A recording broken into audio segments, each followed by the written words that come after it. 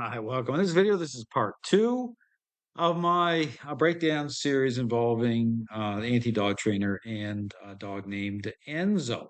And again, I talk about last video about the problems. Okay, I already go through in terms of the approach. I talk about the core ingredients, and I talk about how this can be applied to any method. Okay, you can go out and go through, take the information I'm putting out, and you can apply it to whatever the approach is and see if those core ingredients are reconciled the right way.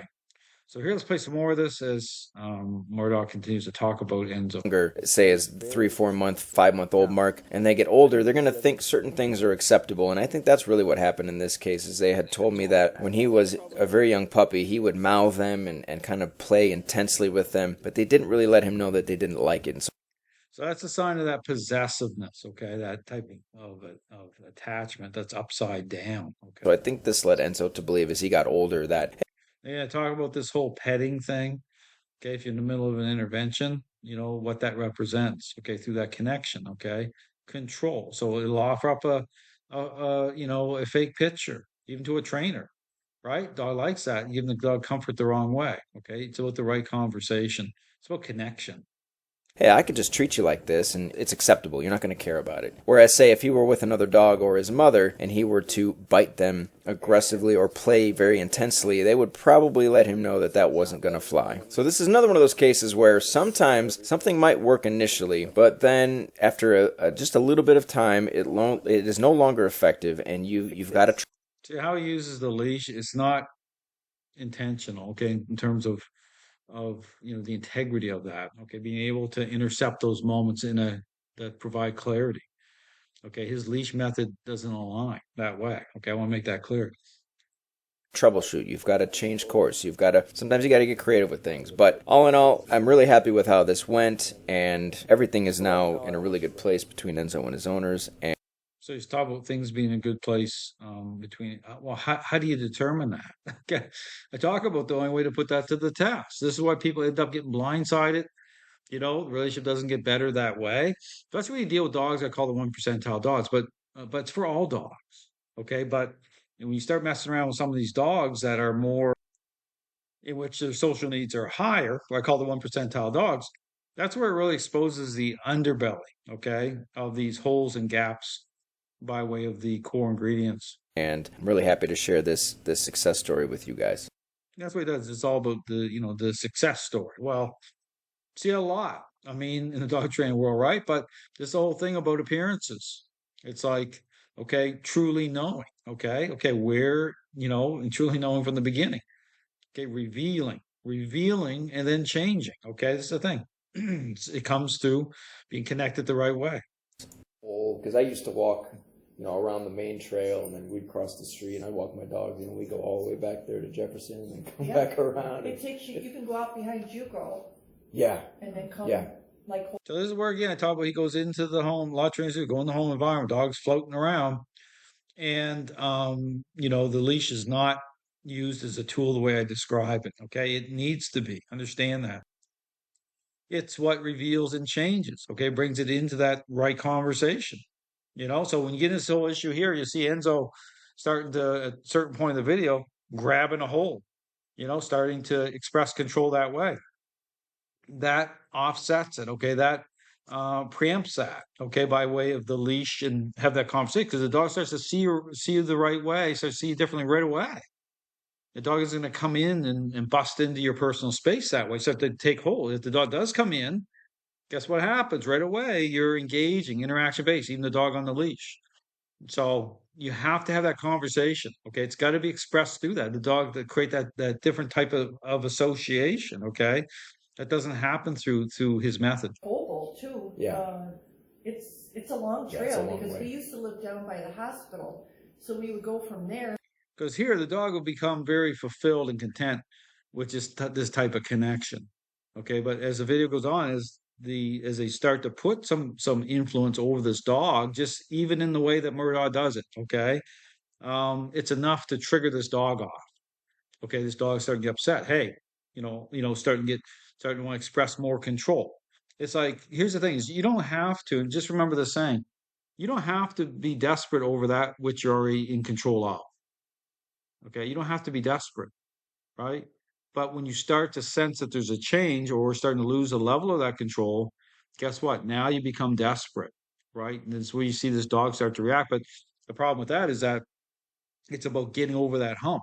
Okay, being able to come out the other side, truly changing this dog's the relationship and how this dog perceives you. Okay, it's very specific to that. Okay, you have to engage the right way. And come all the way out here to Around Rockmount, go Juco, behind and Juco. then It back was, around. Okay. What took was us it? about an hour. See this dog nudging the hand here, right? It's that sense of okay, I'm getting the vibe in here, but some level of control going to happen. It's like wanting that connection more, right? Through and she's the main. I can tell right away. She's the main person, right? This is where the dog's gaining the most control through.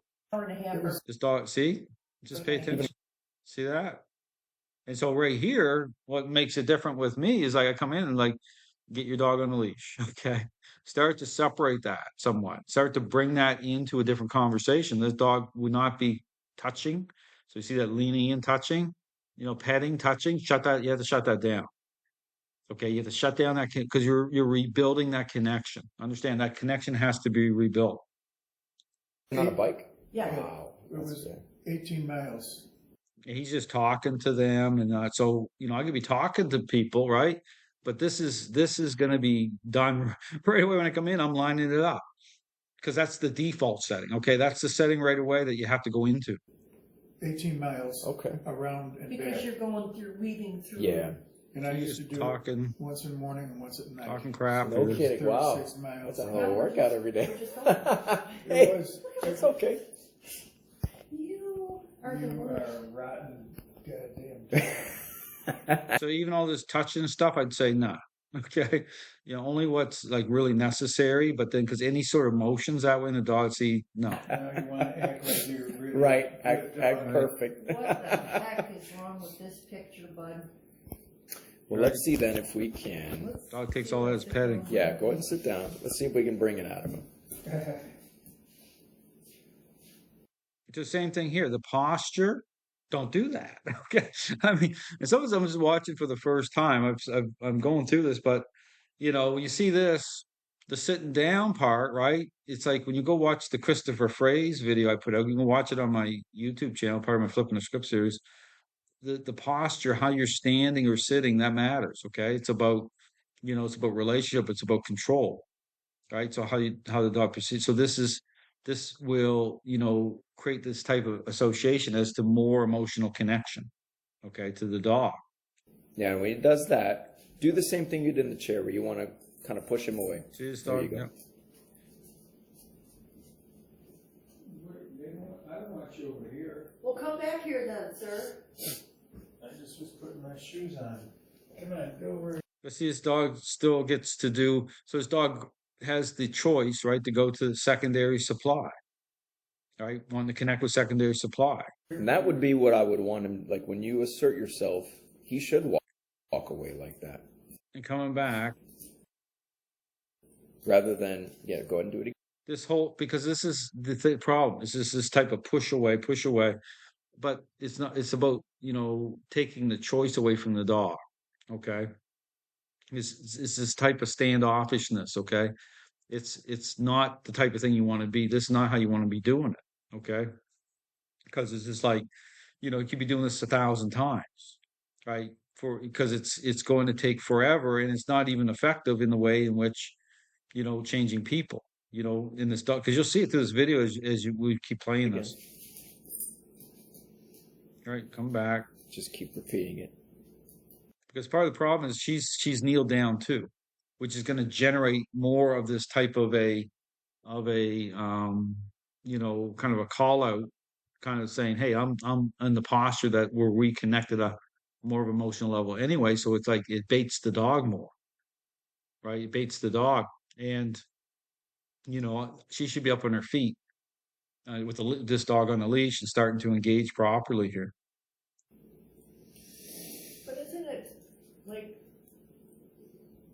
It's a battle of wills. But I mean, isn't it like moving them off from any form of? a battle of wills, but see, this dog can still come certain angles and do certain things. You're kind of you're leaving the person in a kind of a discombobulated state here. No, because remember, the affection is on his terms when he does that. Because he's just jumping here. It's like he's trying to bring something online here that, this is not the way to be doing it. Okay. He's saying about his terms and stuff or whatever, but it doesn't truly affect his state of mind in a way that brings integrity to this. Okay. Through what I'm saying. If you watch my videos, it's totally different how I'm engaging a dog and owner the right way. It's the right conversation. It's like bringing to a power play level, taking that choice away from the dog. Okay, you have to do that. Here, this is this type of just indifferent. Okay, just almost like trying to just ignore the dog. It's like trying to ignore a selfish child. Just saying, "Oh, I'll just ignore it." We want to flip that so it's on your terms, but he also has to do things to earn it. So if he wants the affection, he needs to be calm, respectful, and polite. So in this case, rather than invading your space, which is a form of a demand, if he just gets in your space and then we start petting him, then we're kind of giving into what he's demanding, which is it's another way for him to say pet me or give. Because she's still postured up here, and it means she's kneeling down. It's like, okay, what's it? What's this? How do I deal with this? Dog could just hang there for 1,000 years, right? Until because you're not really engaging the dog's mind. It's like a standoff. It's a stalemate in a way, right?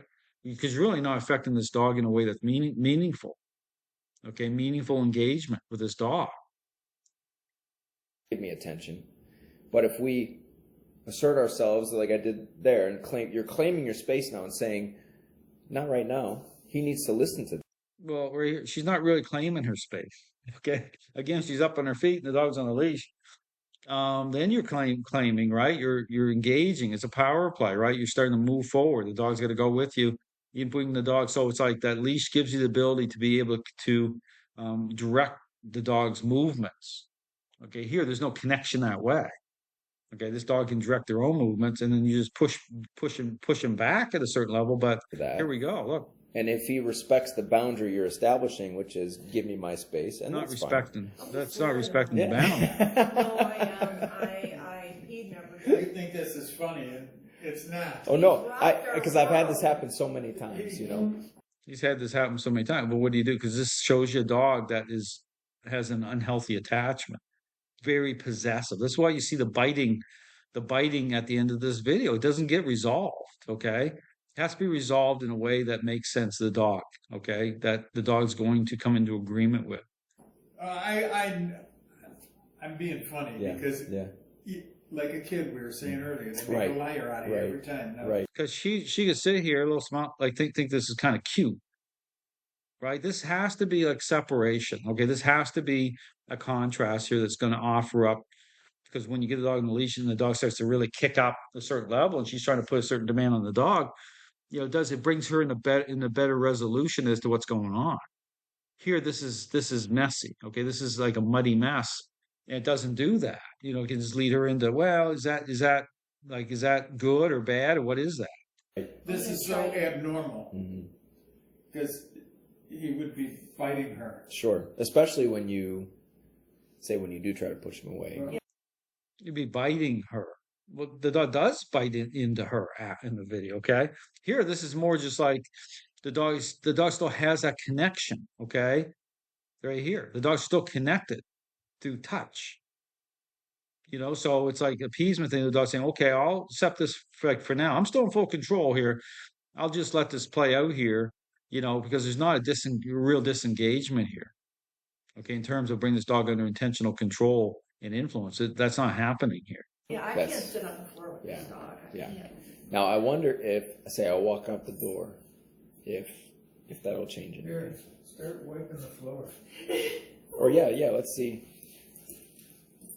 Well, that's just teasing them. No. Well, we want to bring it out of him though. Because as I said, there's no leash involved here, right?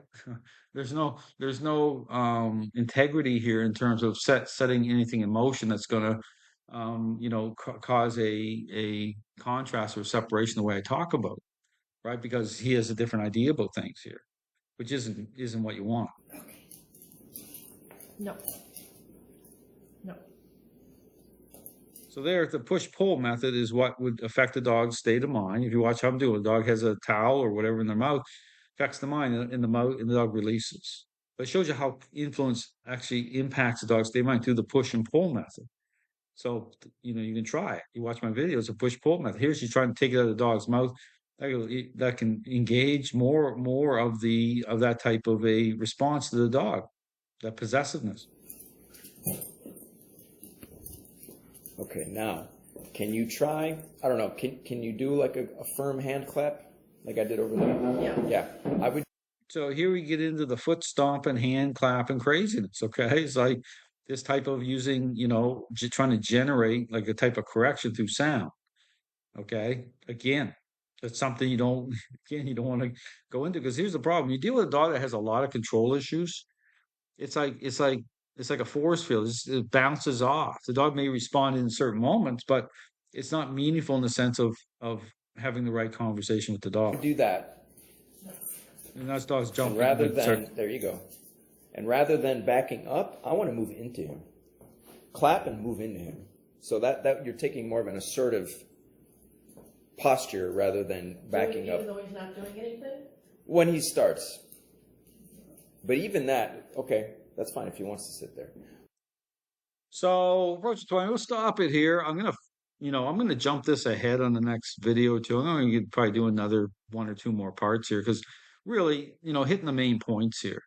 This is not the way to bring things together in a way that's going to reveal and change. Understand that this is not the way to be doing this. Especially deal with some dogs, but any dog. But it really comes out in certain dogs, because you'll see here in the video, this dog's saying, I'm still in control. Because even here, it's a muddy mess, because there's no integrity to cause that type of separation where the owner can see, gets clarity. The dog gets clarity through understanding intent. Those core ingredients are reconciled, and right away, because this dog's already still invading her space, jumping on her, right? It's not happening. This dog is like saying, well, I can still be right there. This is appearance based. Okay. I understand this is all just about appearances, but not even good appearances. Thanks for watching.